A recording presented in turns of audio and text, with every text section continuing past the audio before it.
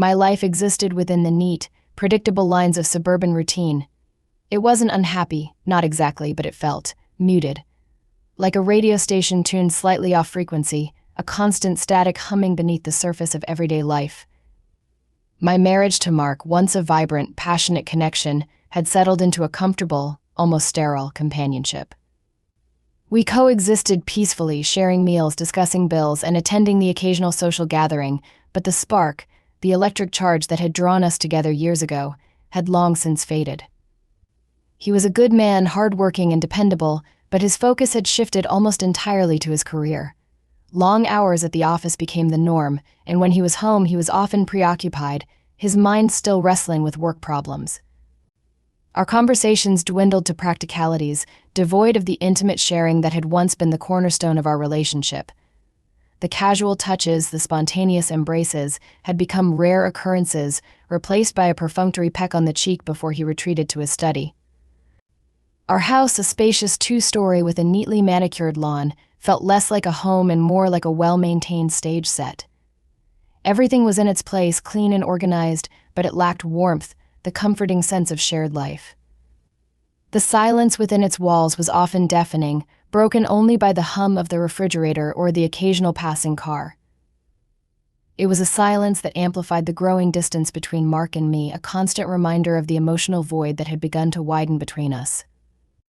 The only real source of unconditional affection in my life was Rex, our German shepherd. He was a magnificent creature, a powerful, muscular dog with intelligent, expressive eyes. He possessed an almost boundless energy, always eager for a walk, a game of fetch, or simply a cuddle on the couch. His presence was a constant source of comfort, a warm, furry reminder that I was not entirely alone. He greeted me with enthusiastic tail wags and joyful barks whenever I came home, his unwavering loyalty a stark contrast to the growing detachment I felt from my husband. Rex was always there, a constant, unwavering presence in my life, a furry shadow that followed me from room to room, offering silent companionship and unconditional love. He seemed to sense my growing loneliness, often nudging his head against my hand or resting his heavy head on my lap, as if offering silent comfort. One particular evening, the loneliness felt particularly acute.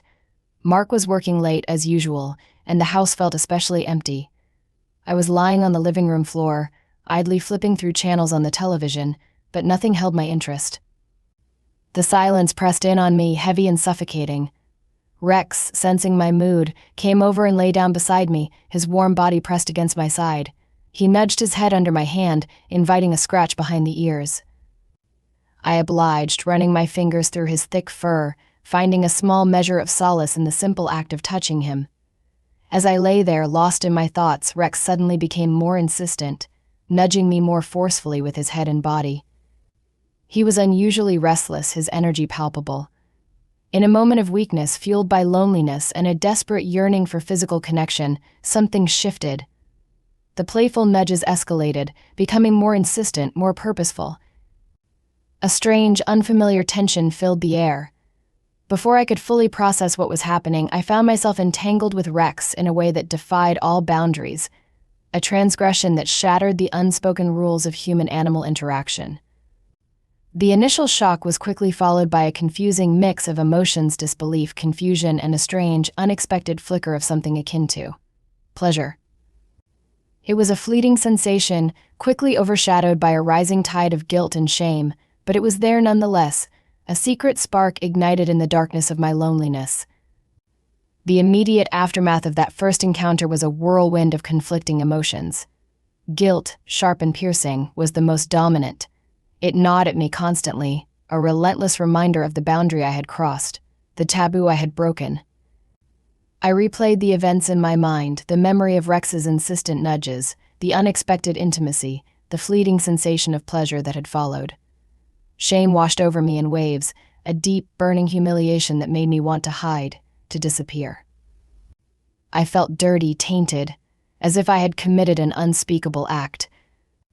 But beneath the guilt and shame, a different feeling stirred, a confusing mix of curiosity and a strange sense of liberation.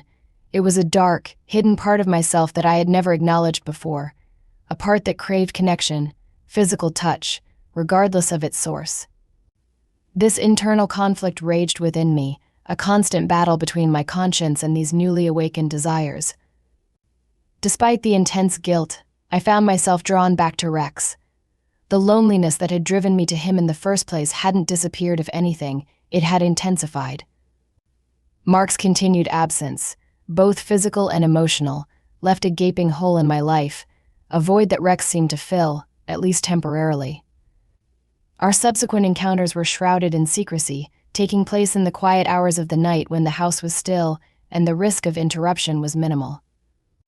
Each time, the initial hesitation, the weight of guilt, would be followed by a surrender to this strange, forbidden intimacy. It was as if I was caught in a current, pulled along by a force I couldn't control. The physical connection with Rex became a twisted form of solace, a temporary escape from the emptiness of my marriage and the loneliness that consumed me. With Rex, there were no expectations, no demands, no disappointments. He offered a simple, unwavering presence, a warmth that I desperately craved.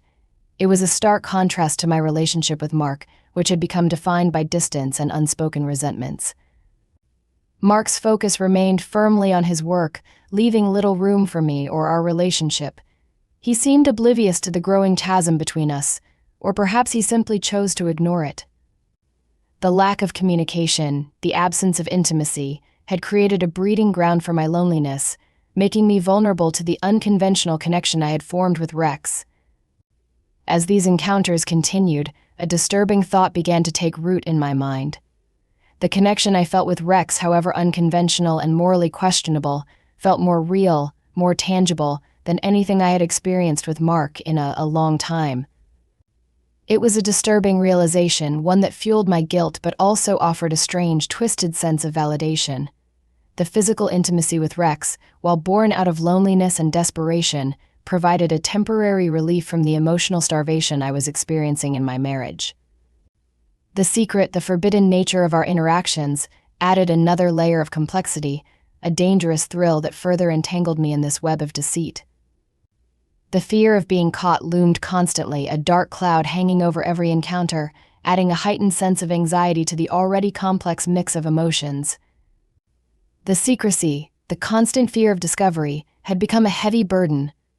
I lived in a state of perpetual anxiety, always looking over my shoulder, listening for the sound of Mark's car in the driveway. The guilt, though somewhat dulled by repetition, was always there, a constant undercurrent of unease. I knew what I was doing was wrong, deeply wrong, but the loneliness and the strange comfort I found with Rex had created a powerful, albeit twisted, addiction.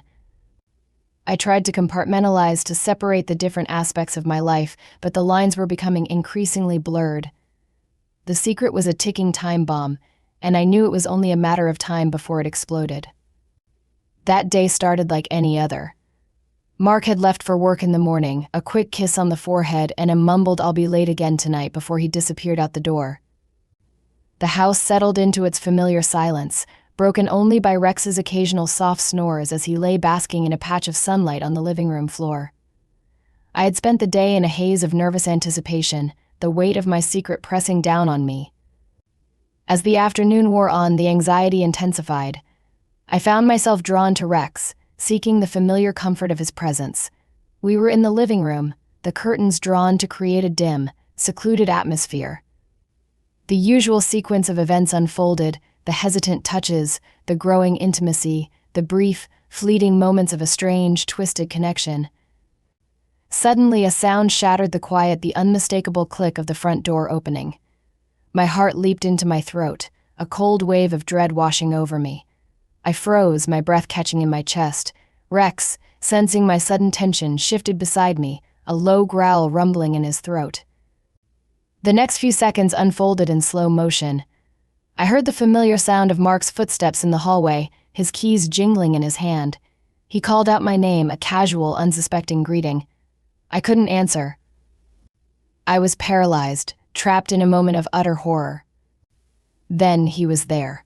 Standing in the doorway of the living room, his eyes widening in disbelief as he took in the scene before him. The air crackled with tension, the silence punctuated only by the frantic thumping of my heart and Rex's low, confused whimpers. Mark's face was a mask of shock, his eyes darting between me and Rex, trying to comprehend what he was seeing. His initial disbelief quickly morphed into something else, a mixture of rage and profound hurt.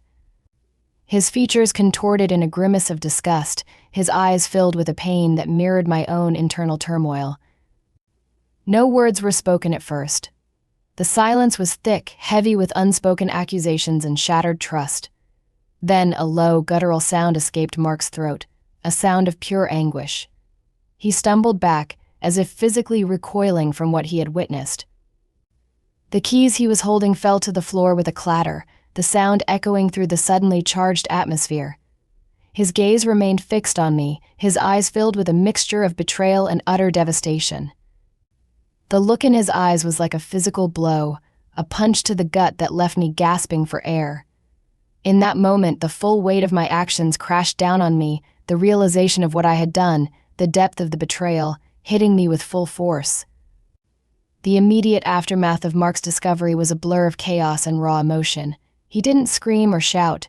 His reaction was far more chilling, a cold, silent withdrawal. He simply turned and walked away, the clatter of his keys on the floor, the only sound that punctuated the thick silence. I was left standing there, frozen, the image of his devastated face burned into my mind.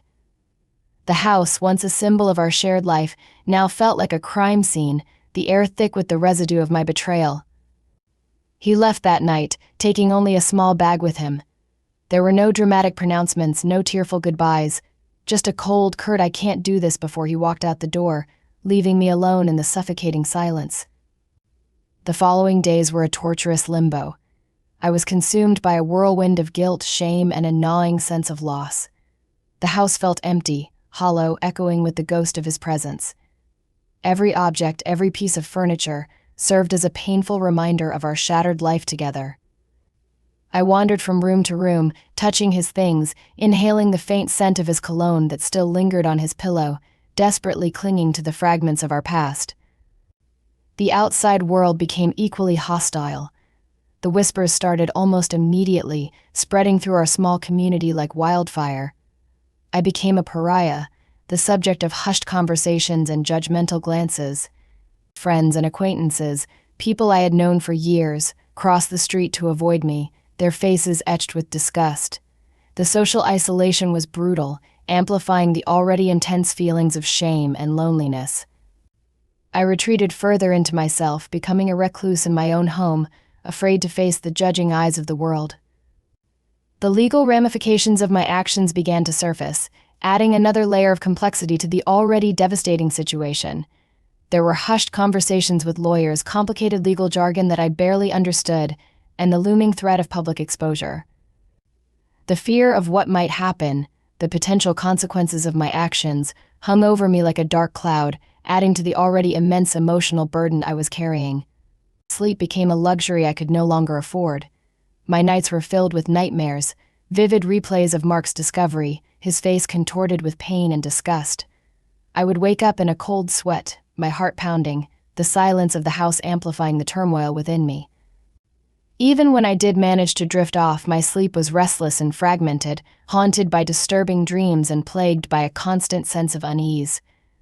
The days blurred into one another, a monotonous cycle of guilt, regret, and loneliness. I was trapped in a prison of my own making, the walls closing in around me, the weight of my actions crushing me beneath their immense pressure. The once familiar comfort of my home had transformed into a constant reminder of my transgression, a place where every corner held a painful memory, a constant reminder of what I had lost. The weight of my actions, the social isolation, the legal complexities, and the crushing loneliness became unbearable. I knew I needed help. The first step was admitting that I couldn't navigate this on my own, that I needed professional guidance to understand the complex web of emotions and motivations that had led me down this path. Finding a therapist wasn't easy. Many were hesitant to take on such an unusual and ethically complex case. But eventually I found someone, a therapist who was willing to look beyond the sensationalism of my situation and delve into the underlying issues. Therapy became a lifeline, a safe space where I could unravel the tangled mess of my emotions without judgment. I explored the deep-seated loneliness that had plagued me, the growing disconnect in my marriage, and the desperate yearning for connection that had driven me to seek solace in such an unconventional way. It was a painful process, confronting the darkest parts of myself, acknowledging the profound harm I had caused, but it was also a necessary one. Through therapy, I began to understand the root causes of my actions, the complex interplay of emotional needs and unmet desires that had led me to cross such a significant boundary. The process of healing was slow and arduous. There were days filled with intense guilt and self-loathing, days when the weight of my actions felt too heavy to bear. But with the support of my therapist, I gradually began to make progress. I learned coping mechanisms for dealing with the intense emotions, strategies for managing the social isolation, and ways to process the trauma of what had happened. I started to understand that while my actions were deeply wrong, they didn't define me as a person. I was capable of making mistakes, even grave ones, but I was also capable of growth, of change, of redemption. The legal proceedings were a constant source of stress, a reminder of the public nature of my transgression. But even in the midst of this turmoil, I focused on my therapy, on the internal work I was doing to understand myself and my actions. I knew that even if the legal consequences were severe, I needed to find a way to forgive myself, to accept the flawed human being that I was.